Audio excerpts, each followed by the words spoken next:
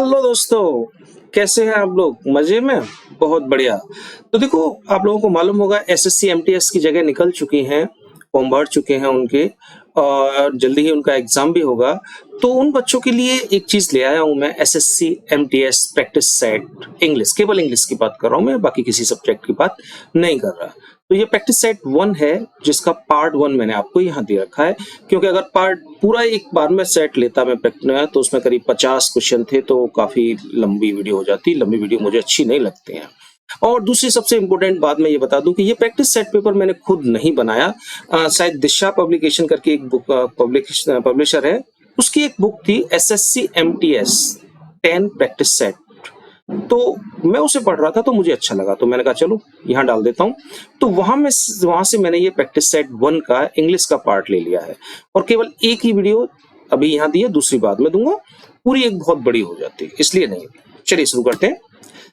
Although I was dash his plans, I encouraged him because there was no one else who was willing to help. एक बात दिमाग में बिठाइए, यहाँ आया है although, 3 वर्ड रटिए, although, दो, but। जब भी आएंगे तो वो काम होगा जो नहीं होना चाहिए, या दूसरे शब्दों में कहें तो उल्टा काम होता है।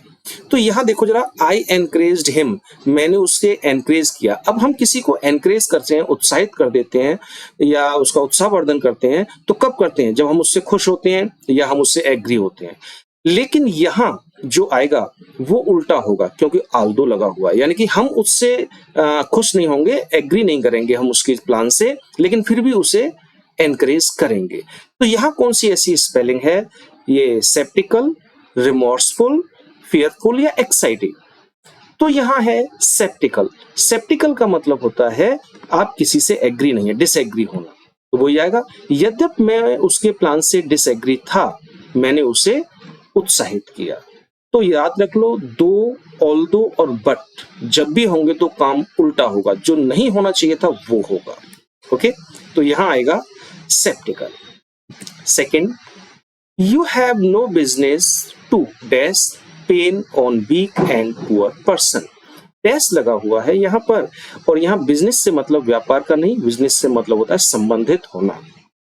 और यहाँ आना है क्योंकि पेन की बात की जा रही है, कमजोर और गरीब लोगों के पेन को आप नहीं डाल सकते, उन पर दबाव नहीं दे सकते उसके लिए। तो यहाँ आएगा इन्फ्लिक्ट, मजबूर करना, फोर्सफुल करना। Uncle died in a car accident. He was quite rich. She suddenly dashed all his uncle's money.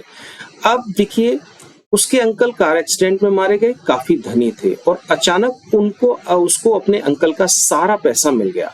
जब भी कोई चीज हमें किसी से मिलती है, नहीं अपने पूर्वजों से मिलती है, सब किसी से तो नहीं कहेंगे, पूर्वजों से मिलती है, तो वो विरासत होती है, और विरासत होती है हमेशा इनहेरिट। वर्ब आएगी इनहेरिटर, और नाउन होता है इनहेरिटेड। ओके, पढ़ा होगा कई बार आपने। तो यहाँ आएगा इनहेरिटेड, क्योंकि विरासत में मिल रहा है उसे। Let us quickly dash modal, hodal, hurdle, podal. अच्छा, इनकी वर्ड मीनिंग्स देख लो, सारों की सारी काफी अच्छी है। मोडल का मतलब होता है गड़बड़ करना, होडल का मतलब होता है भीड़ भाड़ करना या इकट्ठे होना, हर्डल का मतलब बाधा पहुंचाना, रुकावट करना, और पुडल का मतलब होता है गुमराह करना।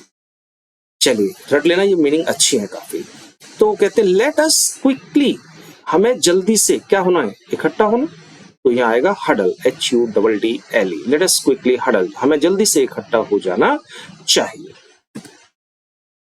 Rajesh car was not dash Ramesh, so we were too exhausted. Exhausted माने थक जाना, बुरी तरह से थक जाना। By the time we reached home, जब तक हम घर पहुंचे तब तक हम बुरी तरह से थक गए थे। अब देखिए, यहाँ है such comfortable, as comfortable as, comfortable enough, so comfortable that. अब देखिए क्या आएगा यहाँ पे कि राजेश की जो कार वो नहीं थी कंफर्टेबल रमेश की से, तो इतनी कंफर्टेबल नहीं थी जितनी कि रमेश की। राजेश की कार इतनी कंफर्टेबल नहीं थी जितनी कि रमेश की कार। तो जितनी के जितनी, यानी कि एज कंफर्टेबल एज लगेगा। यहाँ देखो, सो कंफर्टेबल दैट, अगर दैट लगाए तो इसके बाद इसका रिजल्ट आना चाहिए कि रमेश की कार इतनी कंफर्टेबल नहीं थी कि, फिर उसके बाद आगे बताएगा उसका रिजल्ट क्या निकला, कि हम परेशान हो गए, हम जो भी होगा वो। लेकिन यहाँ ऐसा कुछ भी नहीं है, केवल यहाँ रमेश फुल स्टॉप, एक तरह से कॉमा और फिर दूसरा सेंटेंस होता है। तो इसमें से कुछ नहीं आएगा, सिर्फ आएगा एज कंफर्टेबल एज। अब आपको सिमिलर बताना है, यानी कि सिनोनियम। रिपास्ट का मतलब होता है अन्न, खाना या हाजिर जवाबी, बोलती बंद कर देना, ऐसे जवाब देना। तो यहाँ कौन सा लग रहा है आपको? एक सिंपल सा दिखाई दे रहा है, मील मीन्स भोजन, और वो भी रिपास्ट का ही मतलब होता है। दूसरा, इसका भी सिमिलर देना है, एम्बियंस। देखो, एम्बियंस का मतलब होता है थोड़े बहुत समय के लिए किसी चीज को रोक देना, उसका यूज ना करना। तो यहाँ है टेम्परेरी सस्पेंशन, तो यही जाए, थोड़े समय के लिए सस्पेंड कर देना। तो इसमें से और कोई ऐसा नहीं है, तो यही आएगा टेम्परेरी सस्पेंशन। एम्ब्लिस्ड, अच्छा एम्ब्रॉयडरी सुना है आपने? हाँ, तो बस जहां भी एम लग जाए ना तो समझ लेना वहां कुछ ना कुछ डेकोरेशन हो रही होगी। और यहाँ भी एक हमें दे रखा है डेकोरेट। तो एम्ब्लिस का मतलब होता है गहनों से सजा देना, वो डेकोरेट करना ही होगा। चलिए फिर देखो, सिमिलर देना है, डैम स्क्विब। ये ब्रिटिश इंग्लिश का वर्ड है, डैम स्क्विब। देखो, डैम स्क्विब क्या होता है? इसका मतलब होता है कि हम, वो एक हिंदी में कहावत है कि ऊंची दुकान फीके पकवान, यानी कि हम आशा कर रहे थे कुछ अच्छे की और उतना अच्छा हमें मिला नहीं, तो वो होता है डैम स्क्वायर। अब यहाँ जो दे रखे हैं वो दो, मुझे उन्होंने पता नहीं दो कैसे दे दिए हैं, क्योंकि मुझे दोनों में, इन चारों में से दो ज्यादा सही लगते हैं। देखो, एक तो ये लगता है इनसिग्निफिकेंट हैपनिंग, के इनसिग्निफिकेंट का मतलब होता है महत्वहीन, कुछ घट जाना, कुछ महत्वहीन घटना, या अनसक्सेसफुल अटेम्प्ट, असफल प्रयास करना। तो ये दोनों ही आंसर इसके हो सकते हैं। क्यों? कोई भी ऐसी चीज जिसकी हमें आशा तो बहुत थी कि बहुत अच्छा होगा, एक्साइटेड होगा, लेकिन नहीं था वो। तो ये दोनों ही यूज होते हैं और दोनों ही सही है। यहाँ पर तो मेरे हिसाब से दोनों सही है। वैसे आप इनसिग्निफिकेंट हैपनिंग ज्यादा इसको प्रीफर कर सकते हैं, मेरे मतलब। अब यहाँ हम अपोजिट देंगे। देखिए अपोजिट क्या होगा? सप्लीकेट। सुप्लीकेट जो होता है वो होता है एकदम विनम्र व्यक्ति, हम्बल व्यक्ति, और उसका उल्टा होगा बदतमीज। तो बदतमीज कौन सा होगा? एरोगेंट, टू बी एरोगेंट, बदतमीज होना, घमंडी होना। टैर्स, टैर्स का मतलब होता है संक्षेप में, समरी होना किसी चीज की, और समरी का उल्टा क्या होगा? डिटेल। चलिए आगे देखते हैं। स्पैरोडिक। स्पैरोडिक क्या होता है? स्पैरोडिक होता है कभी कभार होने वाला, जैसे कहते हैं छुटपुट घटनाएं होती हैं, ये तो छुटपुट घटनाएं जो होती रहती हैं, छोटी मोटी घटनाएं जो होती रहती हैं, वो स्पैरोडिक कहलाती हैं। अब छोटी मोटी स्पैरोडिक, तो बड़ी, बार बार होना, यानी कि फ्रीक्वेंटली। आगे देखते हैं। एक्सोनरेट। एक्सोनरेट का मतलब होता है किसी को भी लीगल तरीके से आप दोषी नहीं ठहरा सकते, भले ही वो दोषी है, लेकिन लीगल तरीके से आप उसे दोषी नहीं ठहरा सकते। तो इसका उल्टा कर दो, यानी कि दोषी होगा। और दोषी की स्पेलिंग इसमें आपको कोई दिख रही है? हाँ जी, एक्यूज्ड। ओके। एक्सोडस। एक्सोडस का मतलब होता है जो किसी को बाहर निकाल देना, जो गैर कानूनी तरीके से कहीं जमे पड़े हैं उनको बाहर निकाल देना, वो एक्सोडस कहलाता है।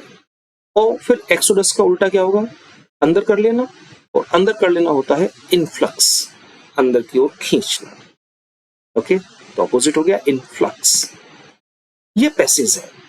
एक मिनट, ये जरा लिखा हुआ जरा ध्यान से पढ़ें, क्योंकि पैसेज आप वो दिमाग में मत बिठाइएगा जो हाई स्कूल इंटर लेवल तक के आते हैं, नहीं। Read the given passage and then answer the questions based on it. You are requested to select the answer based on the contents of the passage and opinion of the author only. तो यहाँ जो question होंगे वो ऐसे नहीं होंगे जो high school inter level में आते हैं कि यहाँ से यहाँ तक, यहाँ से यहाँ तक, या इसका ये होगा, इसका वो, इसके बेस पर पूछे जाएंगे क्वेश्चन। वो कहना क्या चाह रहा है ऑथर, वो आपसे पूछा जाएगा। उसका क्या इंटेंशन है वो आपसे पूछा जाएगा। ठीक है ना? तो डायरेक्ट आंसर आपको नहीं मिलेगा, चलिए देखते हैं क्या कहते हैं वो। We should preserve nature, preserve माने सुरक्षित करना, nature to preserve life and beauty. अगर हमें लाइफ और ब्यूटी को सुरक्षित करना है तो हमें नेचर को भी प्रिजर्व करना चाहिए। A beautiful landscape full of green vegetation, vegetation means हरियाली, एक सुंदर सा क्षैतिज भूमि हरियाली से भरी हुई, will not just attract, केवल अट्रैक्ट नहीं करेगी our attention, हमारे ध्यान को, but will fill us infinite satisfaction, बल्कि हमें infinite अनंत satisfaction से भर देती है। Unfortunately, दुर्भाग्य से, because of modernization, आधुनिकता के कारण, much of nature is now yielding to town, और बहुत सारी जो प्रकृति है वो यील्ड हो रही है किसमें, टू टाउन, परिवर्तित हो रही है एक तरह से कस्बों में, सड़कों पर एंड इंडस्ट्रियल एरियाज में। जंगल काट काट के अब ये सड़कें बन रही हैं, शहर बन रहे हैं, इंडस्ट्रियल एरिया का डेवलप हो रहे हैं। In a few places some natural reserves are now being carved out, carved out कहते हैं मोड़ देना, to avoid the danger of destroying nature completely. Avoid कहते हैं बचना, danger means खतरों से, destroying nature completely. अब नेचर को पूरी तरह से बर्बाद होने के खतरे से बचने के लिए बहुत सारे स्थानों पर जो नेचुरल रिजर्व्स हैं उनकी तरफ हमें मोड़ लिया गया है, यानी कि उनकी कोशिश की जा रही है कि नेचर पूरी तरह से खत्म न हो। Man will perish without nature, बर्बाद हो जाएगा आदमी, खत्म हो जाएगा बिना नेचर के। So modern man should continue his struggle, इसलिए मॉडर्न मैन को अपना स्ट्रगल कंटिन्यू करना चाहिए टू सेव प्लांट। तो प्लांट्स को सेव करने की जो स्ट्रगल चल रही है वो उसे कंटिन्यू करनी चाहिए। Which give us oxygen, plant जो हमें ऑक्सीजन देते हैं, मोर ओवर, और उससे भी ज्यादा। Nature is essential to man health, nature जो है वो आदमी के हेल्थ के लिए बहुत ज्यादा जरूरी है। देखो अच्छा, नेचर के जो वर्ड होते हैं, नेचर मीन्स प्रकृति और नेचर मीन्स व्यवहार। जब भी नेचर प्रकृति के लिए लिखा जाएगा तो एन हमेशा कैपिटल होगी, और व्यवहार के लिए नेचर आएगा तो स्मॉल होगी। चलिए ये पैसेज हो गया हमारा, और अब हम इस पर क्वेश्चन देखते हैं। What does nature in the passage mean, nature का क्या मतलब है। Country side covered with plants and tree, ऐसी जगह जो कि प्लांट्स और ट्रीज से कवर्ड हो, या फिजिकल पावर है, फिजिकल पावर तो है ही नहीं। इनहेरिटेंट थिंग्स, विरासत में मिली हुई चीज है। दैट डिटरमाइन कैरेक्टर, जो हमारे चरित्र का निश्चय करती है, ऐसा तो कुछ है नहीं। आगे है practical study of trees and plants, क्या नेचर प्रैक्टिकल स्टडी है, नहीं। तो हमारा ए सही है, country side covered with plants and trees. Which one of the following is the correct statement according to the passage? Passage के अकॉर्डिंग इनमें से कौन सा सही है। Beauty is not skin deep। अच्छा, स्किन डीप का क्या मतलब, स्किन का मतलब यहाँ खाल नहीं है हमारी, और डीप मीन्स गहराई नहीं है। स्किन डीप का मतलब होता है किसी भी चीज को केयरफुली कंसिडर करना, यानी कि किसी चीज का महत्व ज्यादा समझना और उसको ज्यादा महत्व देना, उसको ज्यादा प्रीफरेंस देना। तो सुंदरता को हमने प्रेफरेंस नहीं दिया, ऐसा तो इसमें कुछ कहा नहीं गया। Everything is beautiful in its natural state, अपनी नेचुरल स्टेट में हर चीज सुंदर है, ऐसा तो कुछ कहा गया है कि वो हमारे न केवल हमें अट्रैक्ट करती है बल्कि हमें सेटिस्फेक्शन से भर देती है, तो ऐसा कुछ यहाँ है। There is beauty in nature, nature में ब्यूटी भी है, हाँ ये भी है। Nature is moral teacher, actual में मोरल टीचर भी है, लेकिन अगर पैसेज के अकॉर्डिंग बात करें तो बी ज्यादा सटीक आंसर बैठता है। What does the writer suggest? अच्छा, राइटर हमें क्या सजेस्ट कर रहा है। We should not modernize, ऐसे तो उसने कुछ नहीं कहा कि भाई आधुनिक मत बनो। While modernizing, we should be careful not to destroy nature completely।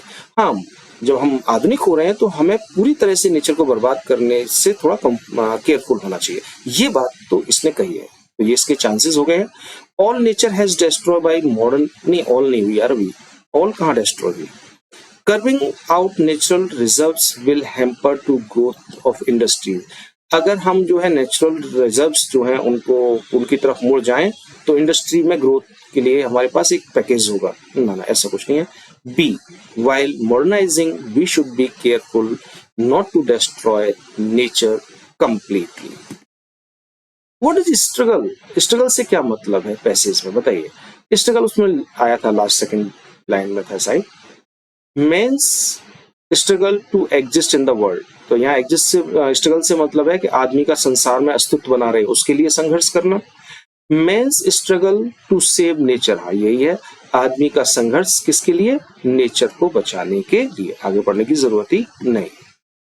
Why is beautiful landscape will fill us with infinite satisfaction? क्यों जो सुंदर सा लैंडस्केप है ये हमें बिल्कुल इनफाइनाइट सेटिस्फेक्शन से भर देता है? उसका क्या कारण है? कि वी लव ब्यूटी, क्योंकि हम ब्यूटी को पसंद करते हैं, ये सही है। It is full of green vegetation, क्योंकि ये हरियाली से भरी हुई है, ये भी कहीं तक सही है, हरियाली से भरी हुई है इसलिए हम सेटिस्फाई होते हैं। It will ensure our future existence, क्योंकि ये निश्चित कर देती है हमारे भविष्य के अस्तित्व को, कि हमारे में भविष्य का अस्तित्व तुम्हारा बचा रहेगा अगर हरियाली रहेगी तो, ये तो बहुत ही सही है। It will show our command over nature, और ये दिखाती है नेचर के ऊपर हमारा नियंत्रण। भाई साहब नेचर के ऊपर हमारा नियंत्रण तो है नहीं, इसे तो खत्म कर दो बिल्कुल। अब यहाँ ये तीन चीजों में से आपको देखना है, तीनों चीज है लेकिन बेस्ट कौन सा आएगा। तो वो कह रहा है कि हम जो है इनफाइनाइट सेटिस्फेक्शन से भर जाते हैं। और सेटिस्फेक्शन कब होता है? मोस्टली जब होता है जब जो काम हो गया है या जो कुछ होने वाला है आगे वो बड़ा अच्छी तरह से चल रहा हो, तो बात फ्यूचर की होती है। तो हम कहेंगे it will ensure our future existence. तो हमें पता चलता है कि जब तक हरियाली है तब तक मनुष्य का अस्तित्व इस दुनिया में बना रहेगा, इसलिए हम सेटिस्फाई हो जाते हैं। ठीक है, तो बस इतना सा है आपको। Okay bye.